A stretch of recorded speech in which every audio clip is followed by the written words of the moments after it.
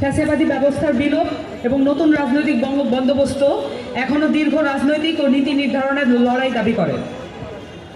বাংলাদেশের জনগণ 47 সালের পাকিস্তান আন্দোলন, 71 সালের মহান মুক্তিযুদ্ধ এবং এবারকার ছাত্র জনতার অভ্যুত্থানের ভেতর দিয়ে নিজেদের আকাঙ্ক্ষা বারবার ব্যক্ত করেছে।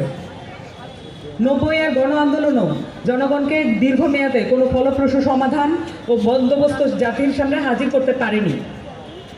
কিন্তু পূর্বেকার লড়াইগুলোর অভিজ্ঞতা আমাদের বলে, যখনই মুক্তিকামী জনতা কোনো একজন ব্যক্তি বা সমষ্টিকে রাষ্ট্র পরিচালনার দায়িত্ব অর্পণ করে, তখনই জনগণের প্রতি দায়িত্বশীলতা ও জবাবদিহিতার ঘাটতি দেখা যায়।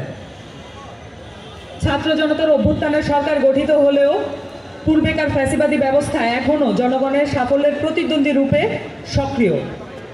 নিপীড়ক রাষ্ট্রযন্ত্রের ধ্বংসাবশেষ প্রতি পদে রাষ্ট্রের